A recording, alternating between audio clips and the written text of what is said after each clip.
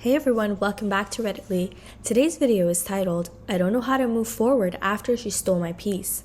Please make sure you like and subscribe and hit that notification bell so you never miss a future upload from us. Let's get right into it.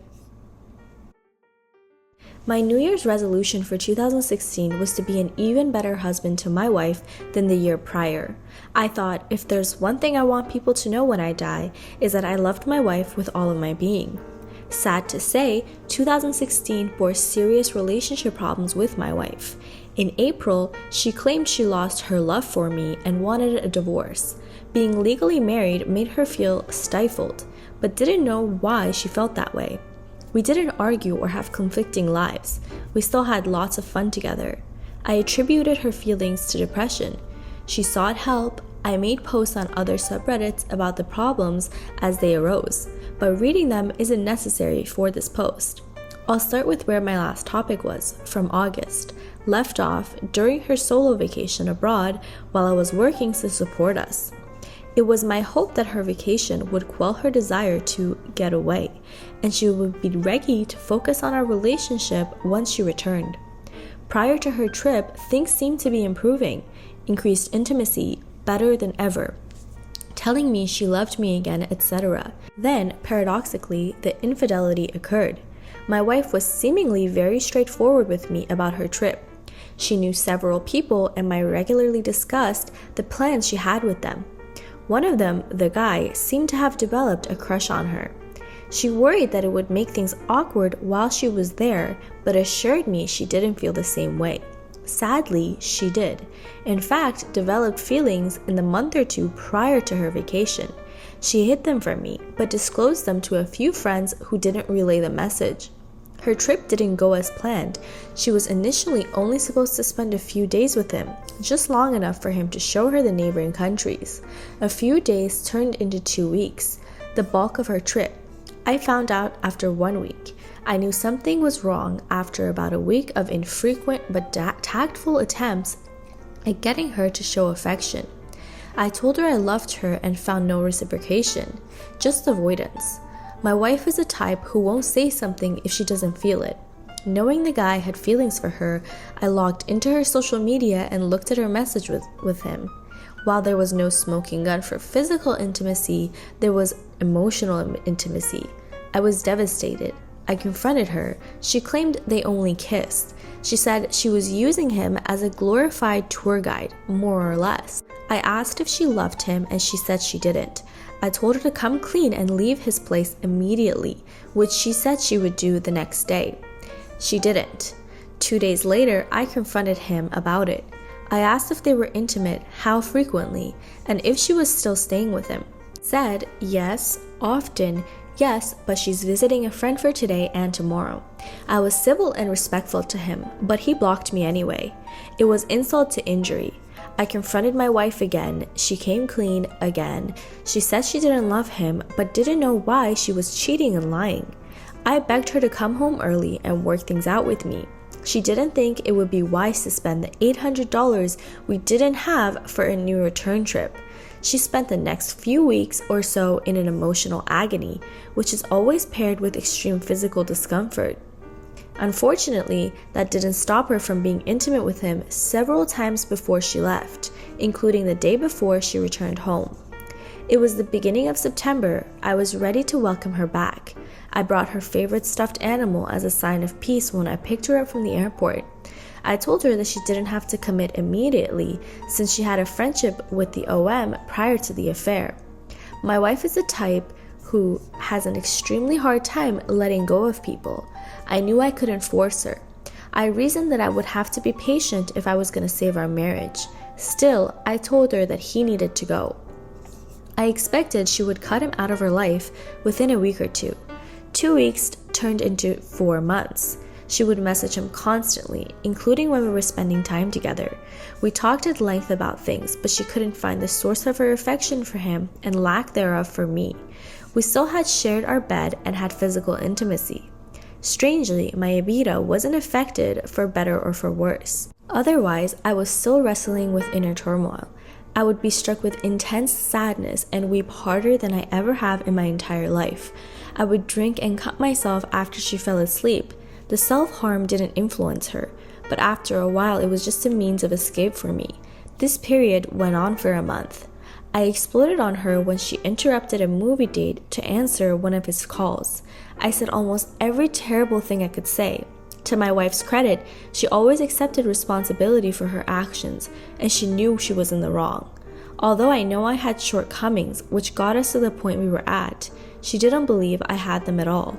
She didn't argue, just packed her bags and cried horribly. This was 2 days before our first marriage counseling session. We managed to de-escalate the situation enough to see the counselor. The counselor helped me more than her. She showed me how my anger was destroying my attempts to fix our relationship. I stopped cutting and drinking. She told my wife that she should stop talking to the guy, but she refused. My wife was not interested in saving our marriage, but rather that we could salvage our friendship, something I wasn't interested in at all. She settled for not messaging him in front of me. Things improved, but it agonized me that she still talked to him. I always knew when she tried to hide it. At the end of October, the second month, my wife took a break from talking to him. She was going to visit her family in another state for a week and couldn't handle him. His unsavory side had come to light. He was extremely clingy, emotionally unstable, narcissistic, and irresponsible when drunk. I told her that she didn't have to keep in touch with me either, but she did unbidden, and often. She startled me to realize how much she'd miss me. My wife came back from visiting her family at the beginning of November. She had a renewed interest in me and spent some of the best days of our entire year together. It tore me apart because she still wouldn't fully commit, and I felt as if our days were numbered. She said that she still wanted to visit the country he lived in again, alone, and to reevaluate whether they had a connection. Originally, she set that event for mid-2017. When she came back to visit from her family, she pushed the time frame for early 2017. My wife ended up hating communication with the guy for most of November. She was working a few retail jobs and couldn't handle his problems. Still, she couldn't erase him from her heart, and she felt like he was her only means of traveling abroad. Meanwhile, he still sent her texts and voice messages often with him crying. Her resolve cracked when she realized how much she missed who he was as a friend. She told me she loved him and started talking to him again. I told her that she couldn't meet up with him in person, or else I would promptly and irrevocably cut her out of my life.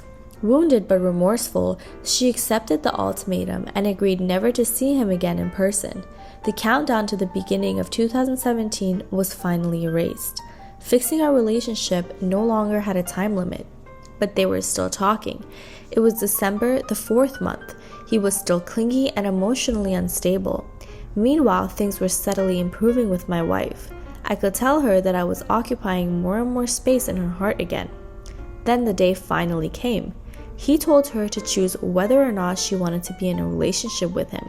She said she didn't feel that way for him any longer, but would gladly be friends with him. He wouldn't tolerate just being friends and blocked her.